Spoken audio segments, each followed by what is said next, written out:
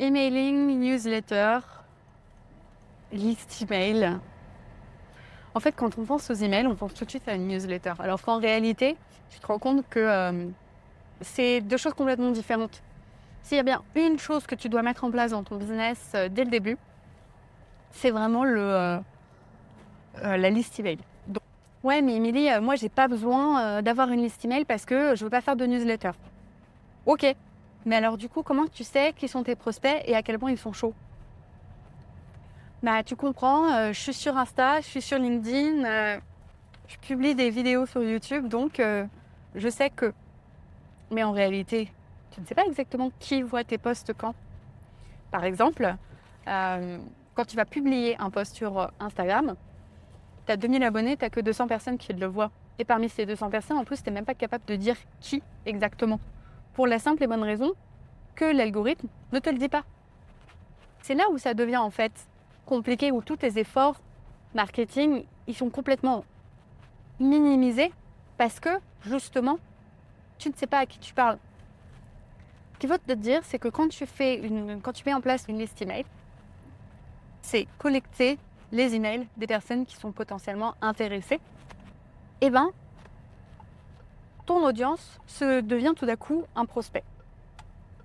Ton audience que tu as sur les réseaux sociaux est composée en trois parties. Tes clients déjà existants, qui continuent de suivre ce que tu fais et qui continuent à te suivre pour potentiellement racheter chez toi. Les prospects, les gens qui s'intéressent à ce que tu fais mais qui n'ont pas encore acheté. Et ceux qui n'achèteront jamais. Quand tu publies sur les réseaux sociaux, c'est un peu comme si tu criais dans un stade, en espérant que les bonnes personnes t'entendent. Tu ne sais pas si ce sont des clients existants, tu ne sais pas si c'est des gens qui achèteront jamais, tu ne sais pas si c'est des gens qui sont prospects. Mais tu espères que les gens vont t'entendre. Le jour où Instagram, LinkedIn changent ton algorithme, eh ben t'es mal. Parce que tu dois tout repartir de zéro. Si tu perds ton compte, t'es mal. Les gens ne verront même pas que tu as disparu parce qu'en fait, ils se diront juste à arrêter de poster. Tu vois ce que je veux dire? Avant que les gens réalisent que tu as disparu, il se passera vachement de temps. Et est-ce qu'elles auront l'énergie de vouloir te rechercher autre part? Tu les as potentiellement perdus. Donc, avantage numéro 1, la liste email t'appartient. Donc, même si tu changes de plateforme, etc., tu sauras toujours, toi, retrouver ces gens-là. Avantage numéro 2, c'est que au lieu d'être dans un stade, tu te retrouves tout à coup dans une pièce et les gens choisissent d'écouter ou pas, mais au moins ils reçoivent tous ton message. Et ça fait une grosse différence.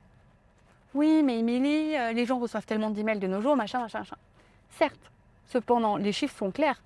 90% des gens ouvrent leur boîte email chaque jour. La question, c'est est-ce qu'ils sont intéressés par ce que tu partages? J'ai un taux d'ouverture, tu vois, moi qui est à 60%, alors que la moyenne, elle est plutôt aux alentours de 25%. Pourquoi? Parce que ma liste email, elle est plus petite, mais elle est plus qualifiée. Parce que justement, je fais le tri régulièrement de des gens sur ma liste. Si les gens n'ouvrent pas, au bout d'un moment, je les vire. Il vaut mieux avoir une petite liste et hautement qualifiée plutôt qu'une grande liste. Mais donc, à quoi me sert cette liste si je n'envoie pas d'email? Si tu n'envoies pas d'email, cette liste, elle te permet quand même d'identifier les gens qui sont plus chauds dans ton audience. Donc, ça va vouloir dire que tu vas pouvoir engager des conversations plus spécifiques avec eux. Au lieu de te concentrer sur les 2000 personnes, tu vas te concentrer sur les 200 personnes qui t'ont donné leur adresse email. Ce qui va te permettre tout simplement de te dire « Ah tiens, quand je cherche à vendre, mes efforts, ils vont être autour de ces 200 personnes et je vais engager avec ces 200 personnes. » Complètement différent par rapport à vraiment le parler à tout le monde, quoi. Comment est-ce qu'on fait pour récolter ces emails? Eh bien, il y a plusieurs manières de faire. Ça dépend de ton business, ça dépend de ce que tu fais. Mais quoi qu'il arrive, c'est une stratégie qui marche pour tous les business. Tu as bien entendu, même si tu travailles avec des comités de direction ou bien du B2C, ça marche. D'accord? Il faut juste trouver la bonne manière de le faire pour toi. C'est donc de proposer un freebie ou un lead magnet. Le lead magnet, ça signifie aimant à prospect. dans cet aimant à prospect, donc en fait, c'est proposer quelque chose qui a de la valeur en échange d'une adresse email. Donc, qu'est-ce que ça peut bien être? Il y a plein de formats différents qui marchent, mais je pourrais faire un épisode à la rigueur complet là-dessus. Mais globalement, les erreurs que je vois avec le lead magnet, c'est juste de proposer quelque chose de gratuit sans vraie valeur derrière et surtout sans que ce soit aligné à ton offre. Donc, il faut que tu te dises comment ça marche. Les gens font mon audience sur les réseaux sociaux, ils m'écoutent, me suivent. Par contre, ils vont me montrer qu'ils ont confiance en me donnant leur adresse email quand je vais parler de ça. Donc, objectif ultime, quand tu es sur une plateforme, que tu mènes une action marketing, que tu fasses un article de blog, que tu fasses une conférence, etc., c'est de récolter l'adresse email. Si tu ne récoltes pas l'adresse email, ça veut dire probablement que tu n'as pas le bon appel à l'action pour la suite. Ensuite, il faut que ce freebie soit vraiment aligné à une de tes offres. Pas toutes, mais vraiment une de tes offres. Tu as différents types de freebies. Tu as des freebies qui vont être pour de la visibilité, des freebies qui vont plus être pour la confiance et orienter conversion. Donc, identifie vraiment là où tu veux que ce soit. Si ce n'est pas aligné à ton offre, eh ben, tu n'auras pas de résultat derrière. Donc, il faut vraiment que tu te demandes, c'est quoi ces choses que les gens ont besoin d'être persuadés avant d'acheter mon offre? Et quels sont en tout cas le problème qu'elles pensent avoir avant de venir me parler? Avant que moi j'apporte une solution. Tu peux aussi proposer l'adresse email contre une réduction, par exemple si tu fais de l'e-commerce, tu peux proposer une carte de fidélité. Il y a plein de manières en fait de proposer, l'important c'est de récolter. Si dans un premier temps tu ne fais que récolter ta liste email, mais que tu n'envoies pas d'email, c'est pas grave. D'accord? Étape par étape, commence par ça. Parce que comme ça, quand tu voudras scaler, quand tu voudras faire grandir ton business, quand tu voudras vendre plus facilement, tu sais déjà que tu auras cette liste email. Moi, par exemple, j'ai organisé une masterclass. La masterclass, j'ai eu une centaine d'inscrits. Tu dis, ok, cool, c'est intéressant. Mais le plus intéressant, c'est que parmi ces inscrits, j'ai pu ensuite, après ma masterclass, segmenter mon approche. Les gens qui ont été présents, je leur ai pas envoyé le même message que les gens qui n'étaient pas présents.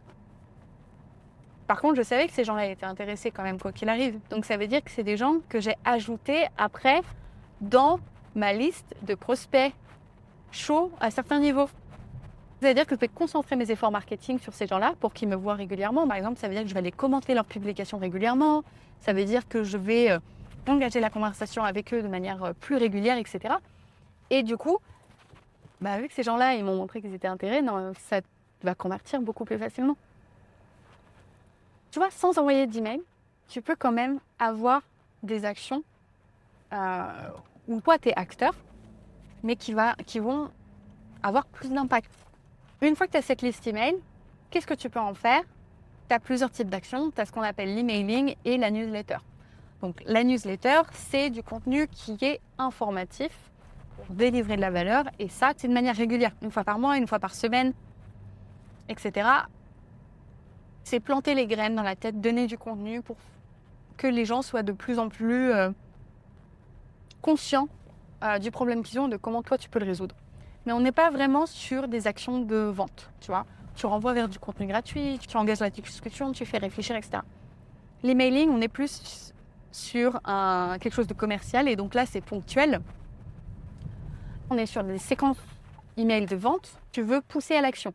C'est soit de la vente, soit tu fais un événement et tu veux que les gens s'inscrivent. C'est vraiment, tu attends quelque chose de précis, c'est pas juste consommer.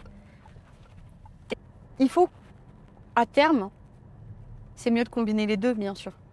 D'accord? Dans un premier temps, fais là où ça te coûte le moins d'énergie.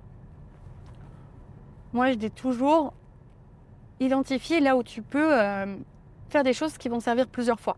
Un concept que moi j'aime vraiment, c'est la newsletter Evergreen. Si tu identifies par exemple que les gens mettent à peu près 3 mois à acheter chez toi après t'avoir découvert et que tu veux envoyer un email toutes les 2 semaines. Donc 3 mois fois 4 semaines on va dire, ça fait 12 semaines, mais comme tu n'en envoies que 2 par mois, 6 semaines. Donc 6 emails, il te faut 6 emails. Parmi ces 6 emails, en fait tu vas les rédiger là tout de suite et tu vas identifier les 6 sujets que tu veux aborder.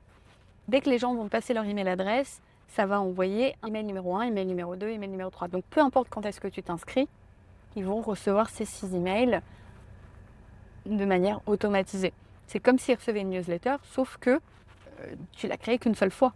Tu vois, c'est déjà bien. Et moi, je trouve que c'est une bonne alternative aux newsletters parce que tu plantes les graines, tu sais de quoi tu veux parler, mais tu n'as pas besoin de te réinventer chaque mois. Tu vois, ça te permet en fait de combiner le meilleur des deux mondes. Tu collectes les adresses email, tu mets quelques emails en automatique après pour te présenter toi et ton univers et tu ne te prends pas la tête. Il faut vraiment trouver la manière dont toi, tu aimes faire les choses. C'est ça le plus important finalement.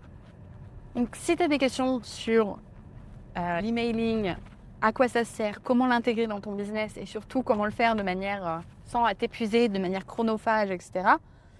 Pose-moi tes questions. Je t'en ferai un épisode complémentaire et je te permettrai du coup d'aller un peu plus loin. Mais j'espère qu'en tout cas cet épisode il va te donner envie de créer ta liste email.